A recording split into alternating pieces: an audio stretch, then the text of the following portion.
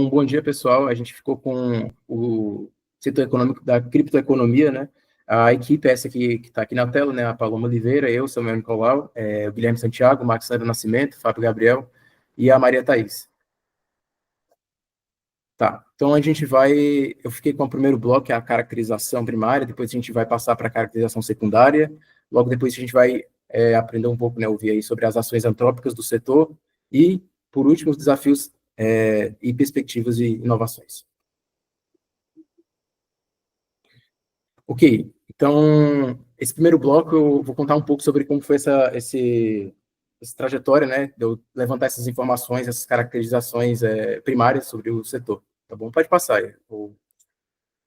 Perfeito. Então, a primeira coisa que foi interessante é que tinham alguns desafios, né? Parecia, assim, o setor da criptoeconomia é um setor econômico relativamente novo, na verdade, né? Então, ele não é tão antigo, mas ele não tem tanta informação já estabelecida sobre esse mercado nas redes sociais, né, na internet e em outros órgãos do governo, né? Então, foi um pouco difícil levantar as primeiras informações iniciais.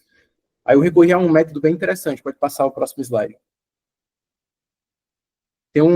Tem uma ferramenta, né, que eu descobri que chama Mapa de Empresas, né? Ela é uma ferramenta de análise de dados, você consegue ter acesso a muitas informações sobre vários setores econômicos, na verdade, sobre vários tipos de empresas em locais diferentes do país, né? Ela é baseada nos dados cedidos pela Rede Nacional para a Simplificação do Registro e da Legalização de Empresas, né, e Negócios, da Rede Sim. Então, através dela, eu consegui levantar várias das informações iniciais do setor econômico. Pode passar. Tá, como que eu fiz isso, né? Tem um portal, né, nacional que escreve sobre criptoeconomia no Brasil, e eles tinham o CNAE, né, o Código de Atividade Econômica desse setor, né, relacionados a esse setor. E aí, através desse CNAE, a gente conseguiu, através do mapa de empresas, filtrar todas as empresas do país, né, que estavam relacionadas a essa atividade econômica, ou seja, coisas relacionadas à criptoeconomia. E aí, a partir disso, a gente conseguiu estimar o faturamento médio anual, né, dessas empresas a partir do porte das empresas. Então, existe um faturamento mínimo de uma empresa de pequeno porte, existe um faturamento mínimo de empresas de médio porte e existe um faturamento mínimo de empresas de grande porte. Sabendo disso, eu consigo multiplicar o faturamento mínimo pelo número de empresas daquele porte com aquele KNAI, né, com aquela atividade econômica específica. Foi isso que eu fiz para estimar o faturamento médio anual em 2024, né, que é isso que está de 2 bilhões, né. O faturamento médio anual no Ceará em 2024 também foi assim que eu estimei, esse que está por volta de 500 mil, e também foi assim que eu estimei o número de empregados no setor, pelo CNAE e filtrando por essa atividade econômica, né, e também a quantidade de empresas desse setor, né, depois eu só tive que somar todas as empresas desses 3 portes que eu encontrei lá pelo mapa de empresas, né. Foi interessante seguir por esse caminho, não foi um caminho tão óbvio, eu achei que eu ia encontrar num portal esses números de forma mais fácil, mas dá para a gente ver que é um setor que tem crescido, que movimenta uma grande quantidade de dinheiro, né, de capital aqui no nosso país, e que está em ascensão, né? Pode passar. Tá, outra coisa que eu achei interessante, né, alguns dos dados que eu achei relevantes sobre que tinham a ver com essa caracterização inicial, são as principais atividades do setor, né? Então, a maior parte das atividades ofertadas dentro desse setor podem ser divididas em 3 categorias: intermediação, emissão e infraestrutura, né? Então, intermediação são todos os tipos de serviços relacionados a conectar, né, vendedores de criptoativos e compradores de criptoativos. Então, existem muitos serviços dentro dessa linha que, de uma forma ou de outra, estão realizando esse serviço que eu acabei de descrever, de conectar essas duas partes interessadas em comprar esses criptoativos, sejam criptomoedas ou tokens, e pessoas interessadas em vender esses mesmos criptoativos. Tá bom? Outro grande bloco, né, de atividades econômicas envolvidas dentro desse setor é relacionado à infraestrutura. Então, existem muitos serviços que são caracterizados como Crypto as a Service, né, que então são empresas especializadas em tecnologia que terceirizam vários das operações, né, dos processos, das atividades operacionais que empresas que fazem parte desse setor econômico necessitam, né? Então, a parte de comunicação, a parte de manutenção de regras de negócio, a parte de comunicação entre as partes interessadas, a parte de efetuação das transações comerciais. Isso tudo exige um capital, né, um aporte aí de infraestrutura muito grande, e existem muitas empresas que terceirizam esse tipo de serviço, né? Isso também é um grande bloco de atividades econômicas desse setor. E, por último, dá para caracterizar, né, as atividades relacionadas à emissão. Então, as emissões de token, o registro legal desses tokens, né, desses ativos. Então, pode ser criptomoedas, eu li muito sobre NFTs também, que é um tipo de criptoativo que surgiu. Existem criptoativos que eles têm um valor lastreado em imóveis ou direitos a certos serviços. Então, tu pode ter um criptoativo que te dá acesso a um curso específico, um acesso a um serviço específico online, né? Então, os criptoativos não são só lastreados em valores monetários, mas também em serviços e imóveis, né? Então, essa parte toda, essas atividades relacionadas a isso, ficam dentro dessa caixinha aí da emissão. Perfeito. Então, só queria também destacar alguns destaques aqui do Ceará em relação ao uso de criptoativos, né? Lá em Jericoacoara, por exemplo, né, lá se criou uma vila turística, né, muito frequentada por turistas do mundo inteiro, e por uma iniciativa do governo local, eles começaram a facilitar as transações em criptomoedas, né, através de maquininhas, né, que aceitam transações em bitcoins, e vários pontos comerciais que também estão prontos para vender seus serviços, né, seus produtos, e receber os pagamentos relativos a isso através de transações usando esses criptoativos, essas criptomoedas. Então, foi uma iniciativa local que é um destaque aqui do Ceará em relação ao uso de criptoativos aqui. Um pouquinho sobre a caracterização secundária, a gente utilizou o ChatGPT, e aí nosso prompt de comando foi: chat, preciso que você me passe uma descrição sumarizada do setor de criptoeconomia. Preciso que você aborde sobre os cursos técnicos de graduação e de pós-graduação ofertados no Ceará, que estão ligados diretamente com o setor de criptoeconomia, além dos principais agentes públicos do Ceará, que também estão diretamente relacionados ao setor. E, para finalizar, se houver laboratórios de pesquisas no assuntos aqui no Ceará, falar um pouco sobre, por gentileza, utilizar termos técnicos e bem estruturados. E aqui tem o que ele relatou para a gente, relacionado à oferta educacional no Ceará, ele listou 3, relacionado aos cursos técnicos e de graduação, né? Que é a Faculdade Senac do Ceará, o IFCE e a Universidade Federal do Cariri. Já em pós-graduação, ele trouxe para a gente a USP, porque tem uma parceria com o Tribunal de Contas do Estado do Ceará.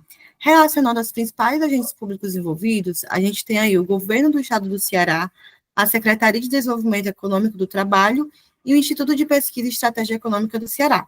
Já relacionado ao Centro de Pesquisa e Inovação, ele traz para a gente o Instituto Atlântico e o Gigafor, que apesar de não serem a atividade principal, são atividades que está descrita dentro do seu painel descritivo.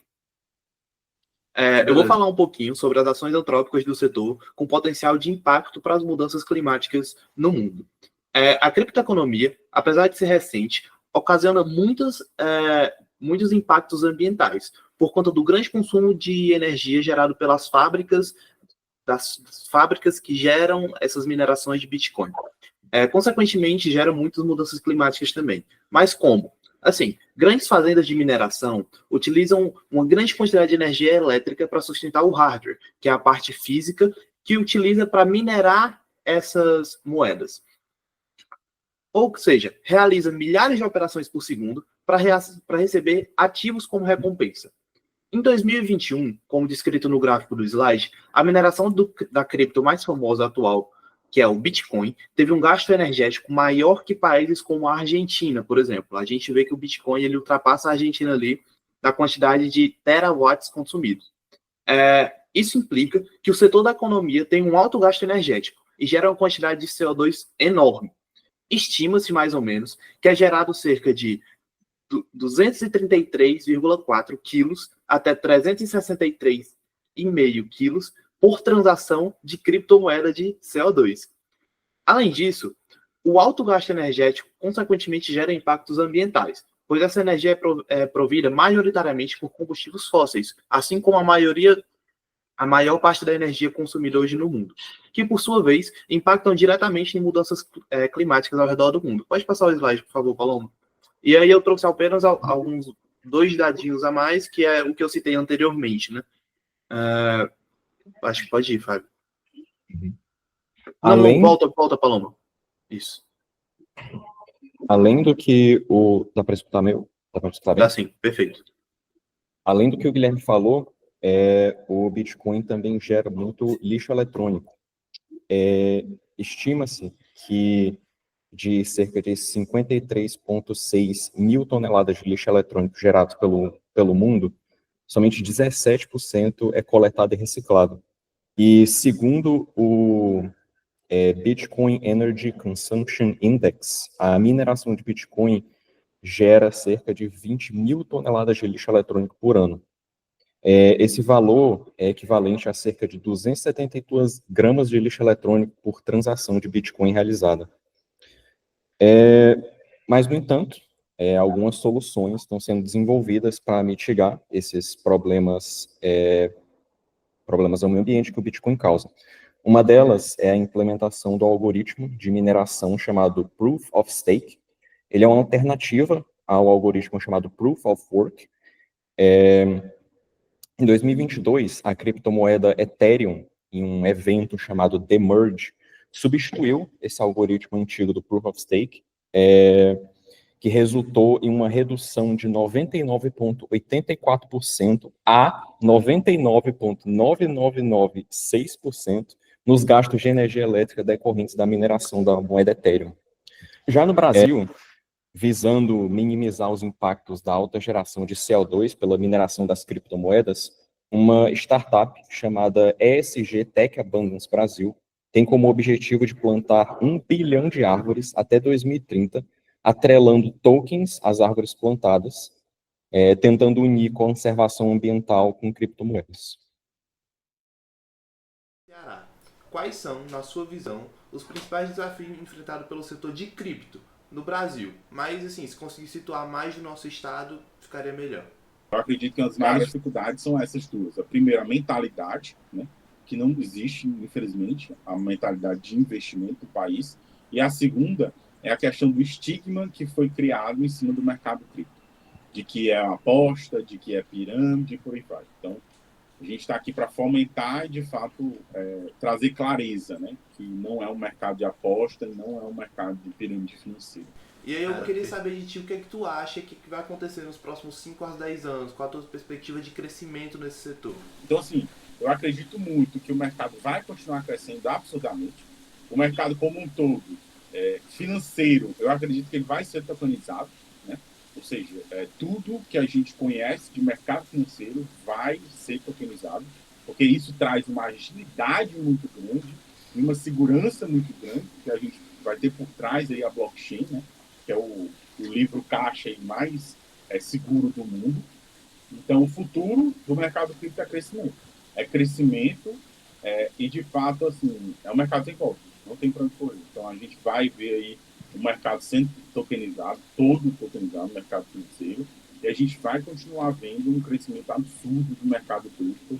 E quem tiver aí bem posicionado vai surfar essa tendência aí de valorização e vai surfar esse crescimento do mercado, né? Vai fazer muita grana nesse mercado. Como é que você poderia avaliar a regulação atual dos criptoativos no Brasil? Acredita que o que o governo deveria fazer para alavancar esse mercado? Eu acho que deveria intervir menos, né? Com certeza. Porque como diz como dizia, né, o Barão de Mauá, o melhor incentivo que o governo pode dar é não se meter na vida de quem empreende, de quem gera emprego, de quem faz negócio e de quem investe. O melhor incentivo. Então, a criptomoeda brasileira criada pelo Banco Central, a Drex, Sim. Você acha que ela é um passo a mais para viabilizar esse mercado aqui no Brasil? O Drex ele vai servir para quê? Ele vai servir para facilitar essa digitalização do dinheiro, porque daqui a 5 ou 10 anos, vou botar 10. Daqui a 10 anos, o dinheiro em espécie vai ser peça de museu, né? E assim, o Drex, o governo, né, através do Drex, ele vai ter um controle muito grande sobre o nosso dinheiro. Então, Eu acredito que não é nem questão de evolução, eu acho que é questão mesmo de controle financeiro. Depois da nossa entrevista com o investidor Júnior Queiroz, vamos falar um pouco sobre o bloco 4, desafios, inovações e perspectivas acerca do mercado criptoeconômico brasileiro. De acordo com o site Chainalysis, o Brasil ocupa hoje a 10ª posição no ranking global de adoção de criptomoedas, sendo o líder na América Latina. Já segundo o relatório da Binance, cerca de 17,5% da população brasileira utiliza ou possui criptoativos. Isso é um reflexo da inflação e da digitalização financeira no país.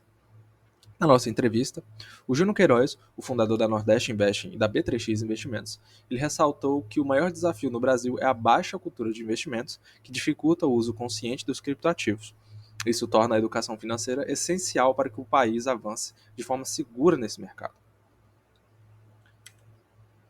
Já dialogando sobre os impactos no setor cripto durante a pandemia, o mercado cripto passou um momento de extrema volatilidade. O site investing.com mostrou que em março de 2020 o Bitcoin caiu cerca de 37% em 24 horas, uma das maiores quedas diárias da história dessa criptomoeda. Conforme Rafael Gregório, autor da publicação no site Valor Invest, ela logo se recuperou, batendo recordes de valor em 2021.